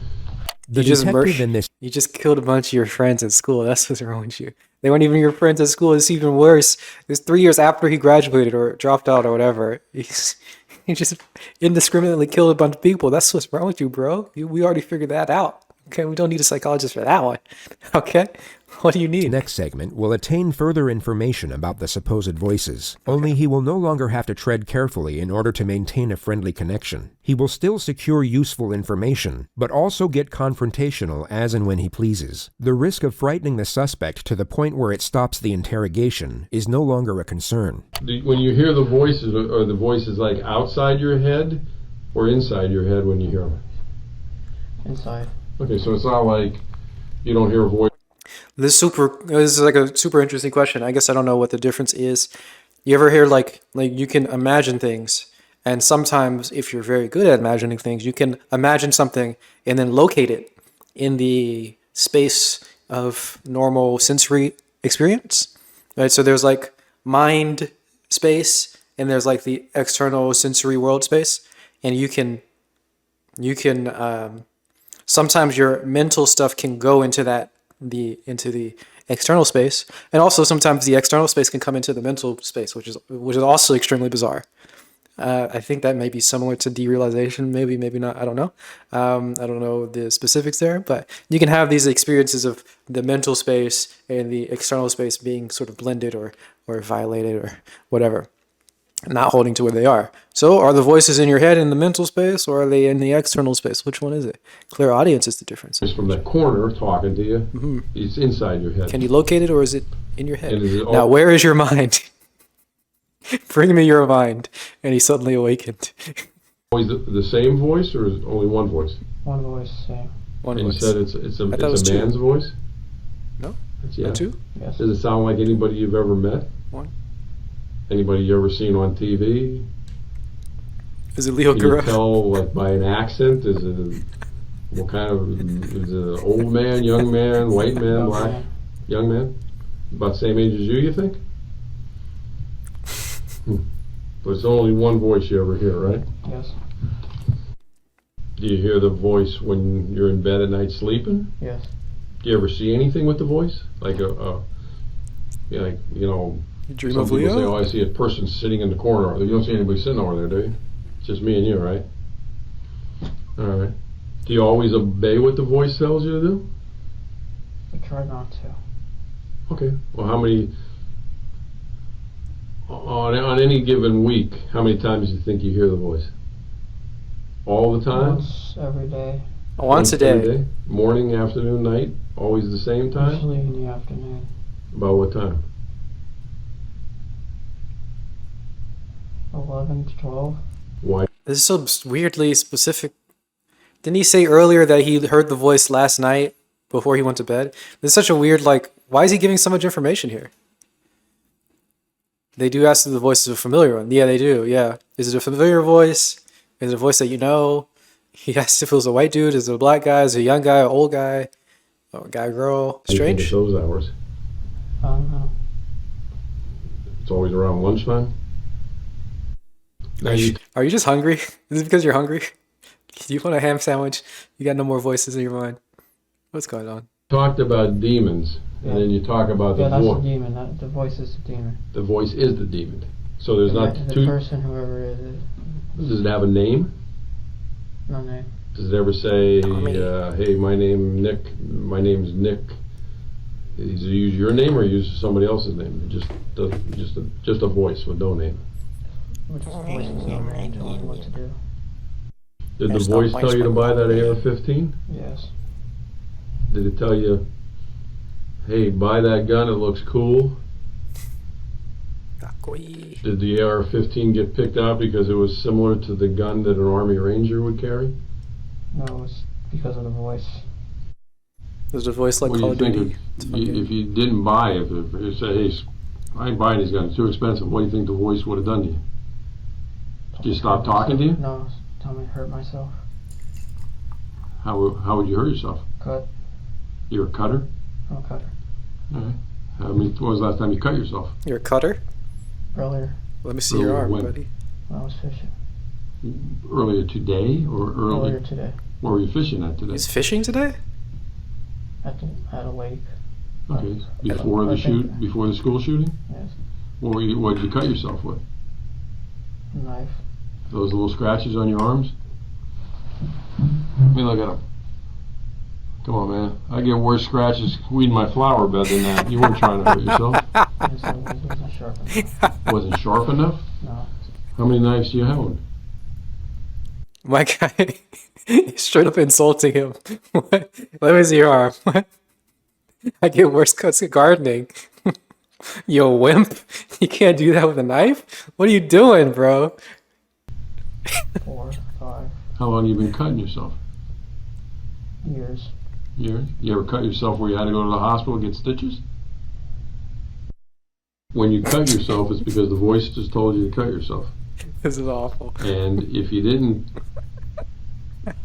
talk or you didn't listen to the voice, then you were going to be alone because your voice was your only friend. That's kind of what you're saying. Aww. Even though you have a biological brother. Aww. The voice is his only friend. Since me and you have been talking, have you heard the voice? Bro, like for real though, we can relate though, right? Sometimes the only friend that you have is yourself. Man, it's kind of heartbreaking, right? It can be like that sometimes. Voices? What's it said? Saying cut yourself. For you to cut yourself. Cut Does the voice like me? Huh? Does the voice like me? He doesn't trust you. Why doesn't he trust me? Does the voice like me? What? Oh yeah, that's right. The voice. He talks to me. I forgot. Wait, what time is it? Is it 11? Wait a second. This is. When did the voice tell you that he liked you or not? Did he come around or? Relaxed, ain't I? I'm trying to figure that out too. Well, what does he like about me? I mean, I'm kind of grinning because I want to know what the voice's problem is with me. What doesn't he like about me? I treated you fairly. I've given you water. I talk nice to you? Trying to be nice. You know? You're too nice. I'm too nice. Yeah. Okay, too nice. How many times has the voice talked to you while we've been in the room here together? A lot. A lot. Has the voice said jump out of the chair and do anything bad to that policeman? Saying kill yourself now. Where's the I don't really believe there is a voice, to be honest with There's you. a voice. No, I don't think there is. I'm telling you the truth. There's No. Is there a voice or not? I mean, I feel you probably want to kill yourself. What? Cop says there's no voice. Who do I believe? Oh my gosh, do you think there's a voice or not? He was looking around. He thought there was something around. There's no voice? This cop is onto something here. Okay. Because of what happened, but... No, the voice is telling me to kill myself. Okay, but... The voice is telling you that the AR-15s is... You like guns, man. You wanted to be a ranger. You like guns. You like guns, bro. It's alright, Hey! there's cops like that. There's cops not who got weird. 50 million guns. You didn't buy guns because the voice said, hey, today I like Mossbergs, tomorrow I like AR-15s. You You're a like gun guns. collector, bro. Can call the psychologist. It's falling apart, Nick. I get it. I've already got the questions from some of the psychologists. Some of the questions I asked you were Is from... it? Yeah. I see. I think That's he the ones lost. I asked you. I think he lost his You already- debate. Oh. The questions were obviously from the investigation team and not a psychologist, but the suspect doesn't know this, and it's fascinating to observe his reaction when he sees the questions are not sympathetic in nature. I think he lost his debate, bro. Nick, give it up, Nick. Okay, you should have just started by not talking. All right, Nick is trying his best here. He's trying his best to not get caught, or he got caught to not be. I don't know what the plan is. All right, he's He failing. perhaps thought a psychotherapist would be asking him about his feelings and affording him some type of reassurance after he committed mass murder, and he becomes very unsettled once he realizes the procedure won't be quite as sympathetic. The psychotherapist cares about your fifis before you kill people. Okay, don't go out killing people. Call a professional before that, and then they care about your fifis, and you can talk about your fifis, and you can open up and really express yourself and get into it. And like, oh man, my mom died. Oh, I'm lonely. Oh, people, I'm embarrassed. Oh, you can care. It makes sense. But after you've murdered people, no one really cares about you. I'm sorry, bro. No one cares. So you gotta figure out the order of operations here, all right? There's no voice. Voices. Are the inside or outside of your head? What do the voices say? These are all questions I asked you. How many voices? You said one. Whose voice do you think it was? You didn't know. What's wrong with me? I don't know. I don't understand why you can't admit you like Falling apart guns. now. Starting You to want to swear. talk to a psychologist. Why didn't you talk to a psychologist Yesterday, when the 3 voices days ago. started? The voice is telling me not to, and I listen. My guy's done so, man. The voice was telling you not to talk to a psychologist? Yeah, but myself, I wanted to. You ever go to church? I wanted to. No, I'm saying ever in your life. Yeah. Do you believe in God? You watch this? Believe in What'd you God. think? What do you believe in? I feel like there's something. Okay. There's a higher power out there, guys. There's a higher power. All right, my guy's he's spiritual, okay, but not religious. Spiritual, but not religious. All right. But if you believe in demons, do you believe in angels? Angels is the good. Demons It's are the detective bad. work. When you say the word demon, you think it's an evil spirit? Or what do you think it is? The voice. The subject had earphones in during the mass shooting. The topic now lands on the music he was listening to. Well, I mean, I'm sure we don't like the same music. What kind of music we listen to? Name the group. Mark. What was it? Mark Green. Mark Duran? I don't know who Mark Duran is. You know who Mark Duran is? Lands on the music he was listening to. Well, I mean, I'm sure we don't... You felt like the cop was being abusive. Well, he's certainly being manipulative. He's trying to get information from this kid. Abusive may not be the right word. I mean, maybe it is. They're supposed to get information, though. They're supposed to trick you into thinking that we're friends. This is why you don't talk to cops, because they ain't your friend, okay? Don't talk to the cops. Talk to your psychotherapist before. Don't do anything weird. Talk to your psychotherapist. They'll be your friend. They'll be actually your friend, legitimately. for the hour that you pay for. You know, okay, whatever. Okay, but they'll be your friend for that time. The cops will never be your friend. Don't talk to cops. Okay. You like the same music. What What kind is of this music? we listen to? Name the group. What was it? Mark Durain. Salad Days. Oh, okay. There's a real person. Okay. All right. This is legit. This is pretty good music. All right. I can't listen to it because of the MCA stuff, but you know, it's pretty chill.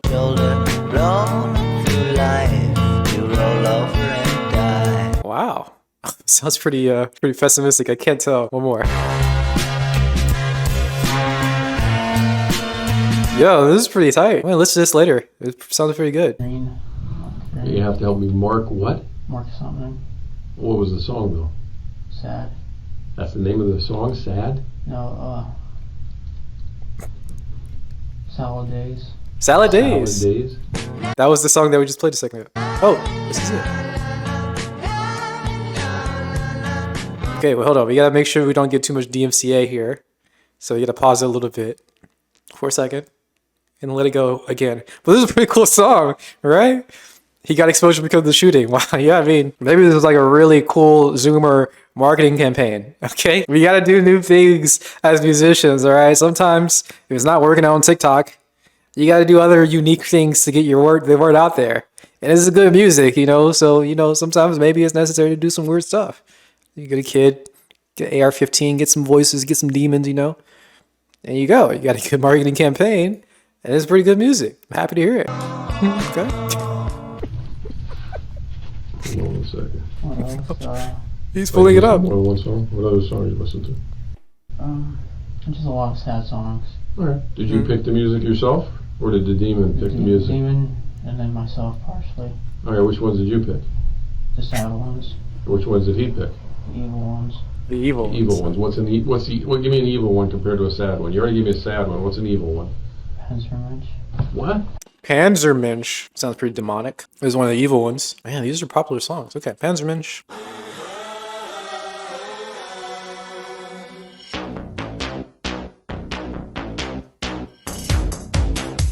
Okay.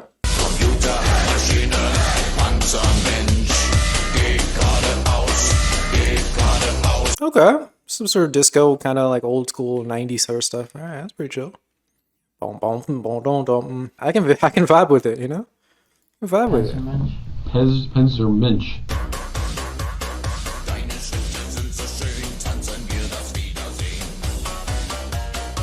And what does that say? I don't know. I mean, there's no lyrics to Don't know it? German? No. How do you know it's evil? There's lyrics, but I don't know what it means. But is it in English? No. What language is it in? German. German? Do you speak German? No. Then how do you know what the lyrics mean? I don't. So they could be happy. Could be, right? I don't know if they're happy or not. Well, again, Yeah, you don't the because you demon- can't speak it. The demon chose it. I didn't choose. But you have one. How long do you think you had them on your playlist? For a long time. Okay, so you listen to them a lot of times. So you had a playlist of music that the demon helped you pick out, but you picked out some of them.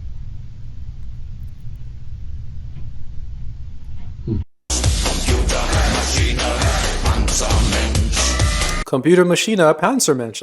I heard two words and I understood two of the words. All right. Panzermensch. I'm just having a tough time understanding this demon thing. I know. Nobody understands. Well, Nobody understands. Oh, relatable. Nobody understands, bro. Nobody the understands. Xanax you were talking to me about earlier, Yeah. where'd you get the Xanax? On the street or? On the streets. Mass By shooter. that, other than Xanax and marijuana, what other drugs you never tried? I'm sensing some negative incentive structures, okay? But I mean, you know, he gave him a little bit of extra boost, a little bit extra visibility, and I can see how that's already a negative incentive. Maybe the playlist isn't such a bad idea. Vodka, PCP, cocaine, PCP. heroin. Don't do drugs. No. Okay, Xanax. How many of those did you take when you used to take them? DMT. 5. Mushrooms. Okay, 5. LSD. What size bar? How big? I mean, what color was it? Half, sometimes full. Okay, what color? They all White. White. All right, but that was off the street. Did they help you sleep? It made me drowsy.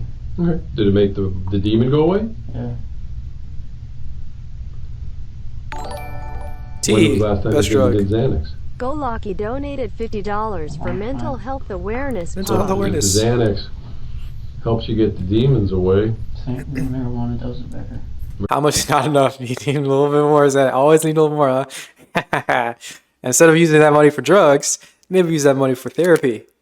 Maybe a little bit more effective. Maybe not. I don't know. Maybe try it out. See how it works. Good luck. Marijuana does better. When was the last time you smoked marijuana?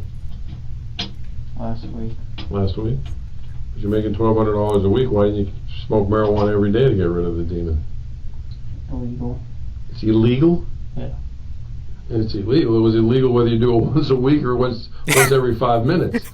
So why did you choose to get rid of the demon by doing it? Anytime you heard the demon, just light up a blunt. I mean, you had the money, man. Because I knew it was illegal and I didn't want to do wrong, but he wanted to do wrong. Oh, you didn't want to do anything wrong. Okay. So the demon wanted you to do wrong, but then your good side didn't want to do wrong by smoking marijuana? Light up a blunt, bro. Even though it made him go away. Even though it made him go away. This is a school shooter trying to be crazy. He's doing a very bad job, by the way. I don't know why you didn't tell the doctor. Then you had anxiety problems, and marijuana and Xanax cured your anxiety and made the demons go away. It seemed like an easy fix, man. If that's true. Oh, unironically, okay, Xanax, unironically, in a medical setting, could have prevented this. Interesting. If only he actually went to see a therapist, a psychotherapist. That would be a bit... He actually get some drugs that maybe help. Maybe actually get some talk therapy so he can actually feel the emotions that he needs to feel and get some stuff out of his system. Maybe get some tools and techniques to not be as lonely. Maybe, This is a psychiatrist. No, this is a police officer. Don't talk to the police. Anything you say can and will be used against you. This guy is not your friend. This is not a friendly psychiatrist trying to help diagnose anything. This is not a friendly psychiatrist trying to help you open up. This is a police officer trying to put you in jail or maybe give you the death penalty, depending on the severity of your crime. Don't talk to the police. Talk to a therapist beforehand. Please. Please. Much better. True.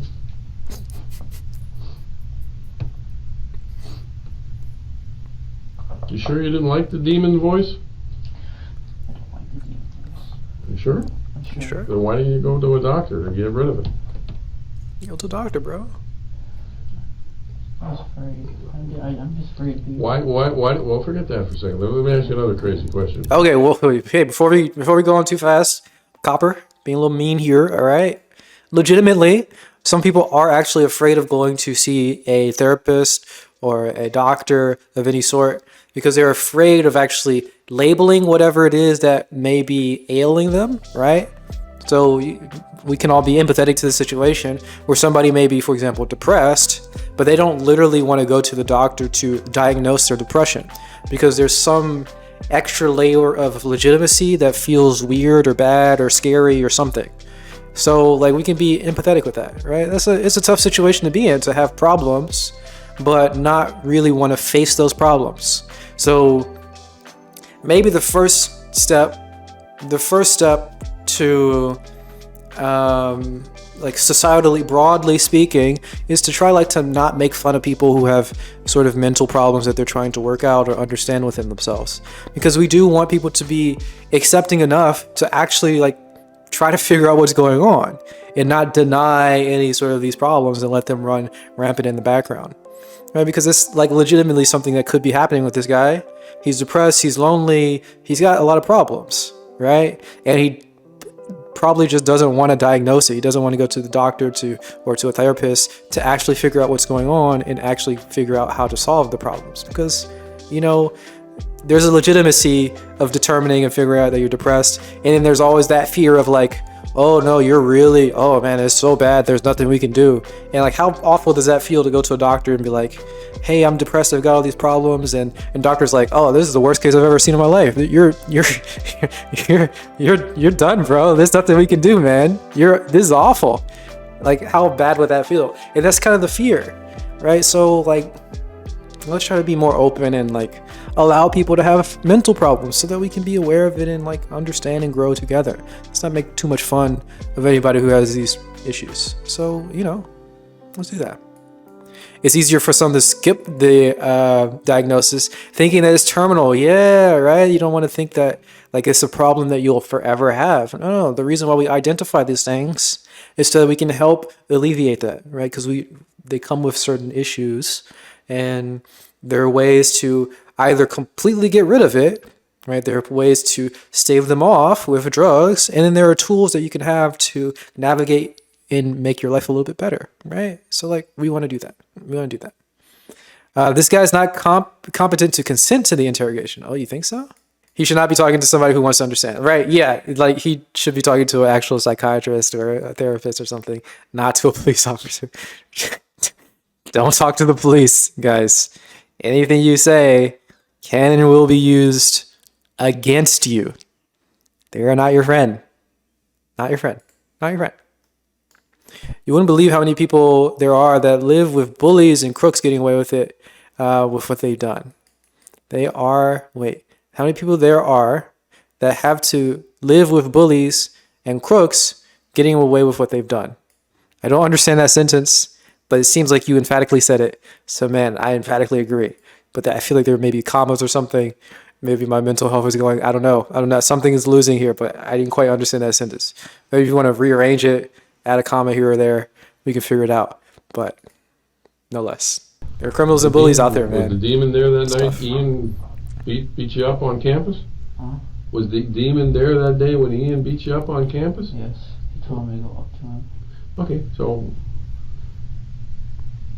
who did Ian beat up? You or the demon? Oh, people are upset that people get off without punishment. Yeah, man. Yeah, it's also tough, you know, if you see other people get away with crimes and you're not punished. Yeah, oh my gosh, it's the demon there. You got that seemed pretty harsh to just bring up this. He was really open about how embarrassed he was about getting beat up, and he's like, "Was a demon there when you got beat up?" Okay. This cop is not a nice guy, right? The cop's being a little mean here, right? Okay, so why didn't the demon do something to stop it? Huh? Why didn't it? I don't know. That's a good question, because the demon's telling you to do all these bad things. Why couldn't the demon get you mad enough to get the best of Ian? I mean, I don't know. I don't know either. It doesn't make any sense. I don't know. Done that up. Why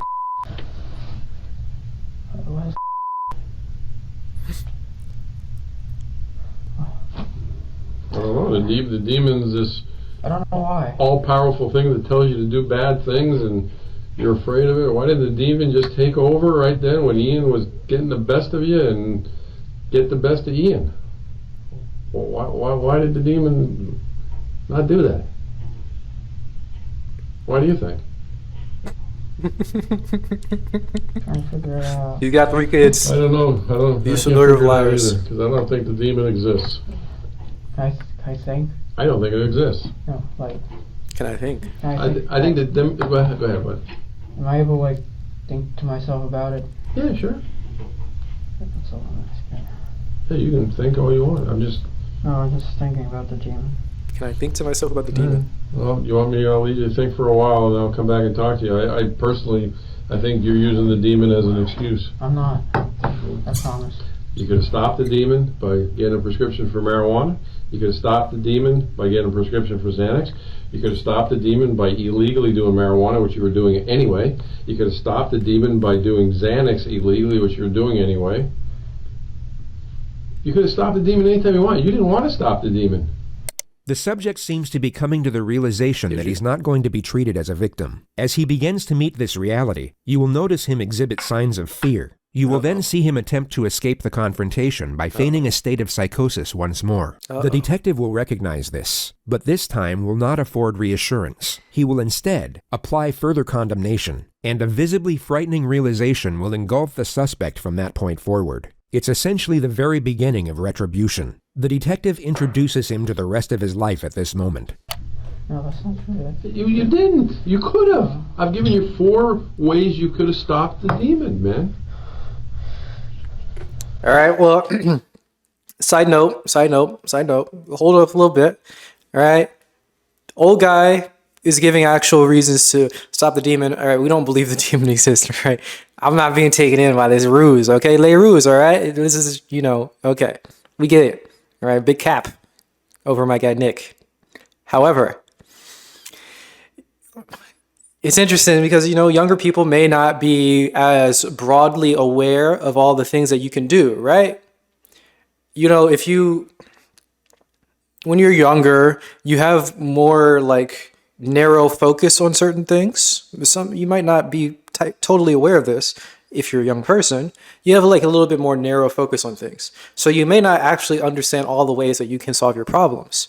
So legitimately, a older person can generally have a broader, more broad vision of the world. And if you present your problems to an older person who's wise, they can help you with all other things that maybe you didn't think of initially, right? And since you're a younger person, you can then, when you've got the awareness from the old person, you can figure out if those things are helpful. So legitimately, if you're a young person and you have some issues, talk to some old people, figure out which ones are wise. It might be difficult to do, but they may have a more broad way of solving issues and giving you more options. Now, obviously, this cop is being mean, okay? So you don't want to say, you could have done this, you could have done that, you could have done that. If an old person is telling you this, they're just being mean. But he could be presenting more options and different ways of viewing the world, right? The young guy, the 20-year-old, just didn't get it. He didn't understand this. And he didn't understand this he's trying to present all these things and he's trying to have a consistent story. He's too narrowly focused. He thinks he's smart. No offense. Young people are just narrowly focused. And older people have a more broad view of the world. They have a wider vision. Not that their vision is better, not that they're faster, not really that they're even smarter. They're just a different way of viewing the world. And if you're too narrowly focused as a young person, you're going to miss a lot of stuff. So, don't talk to the cops, okay? Don't do that. Also, talk to older people. They're a little bit wiser. Also, talk to therapists, talk to psychotherapists, talk to psychiatrists. They're also very smart. They have different tools to help you out. Okay, your narrow vision is very good. It's very fast. It's very precise. You're a smart person as a kid, but you need to be given the options. So talk to people who are more wise, please. Please.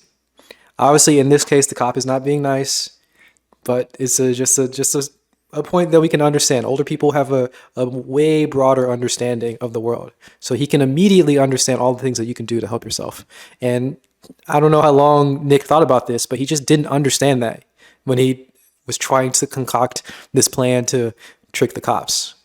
It's because he has a narrow focus as a kid. Life experiences shows you that you have a lot more solutions available. Yes, exactly. Precisely that. So, talk to older people.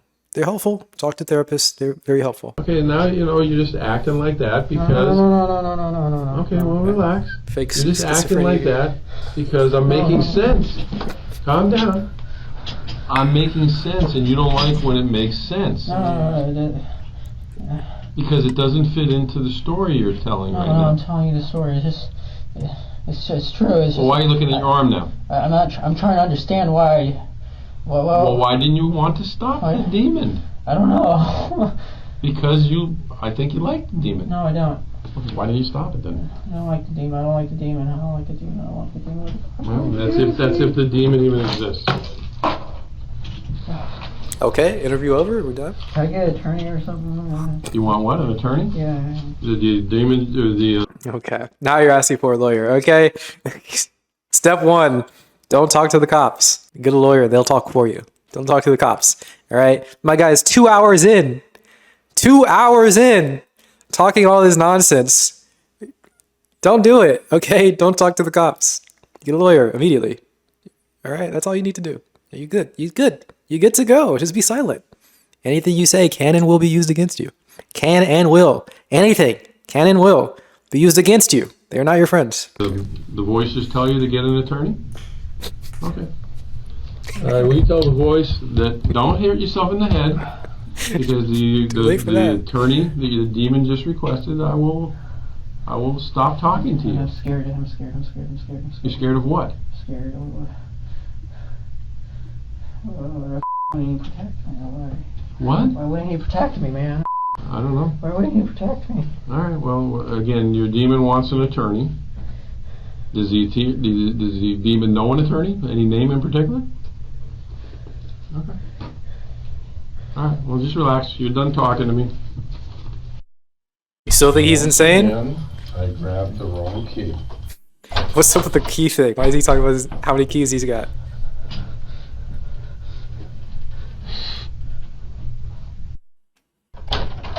Alright, do me a favor.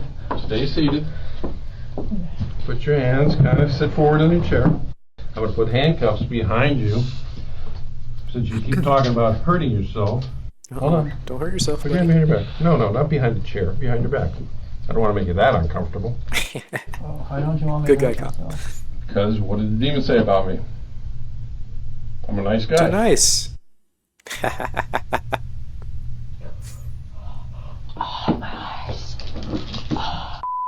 Do you like good energy? Like, comment, and subscribe for more.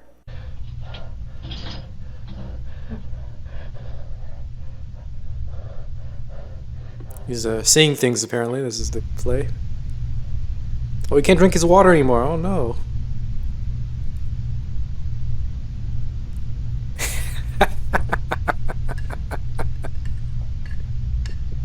Nikolas Cruz was taken to the Broward County Jail, where he remains in isolation to this day. His trial date is yet to be scheduled. Wow. The 20-year-old has been held without bond since last year's mass shooting that left 17 people dead. His attorney said he would plead guilty in exchange for a life sentence, but prosecutors rejected that offer and are seeking the death penalty.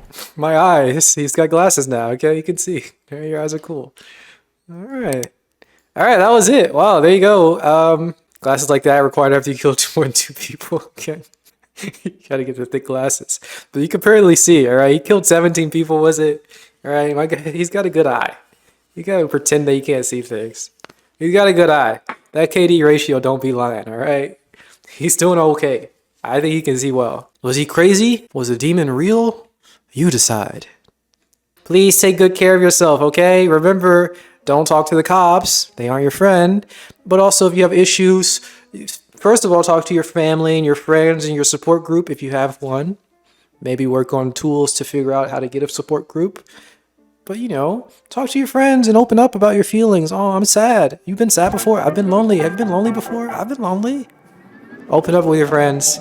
It makes things feel a little bit better. It's weird at first. I know it's weird at first. But try it out. And then maybe find yourself to some professionals. Pay for a therapist or a psychoanalyst or something like that. These guys are nice.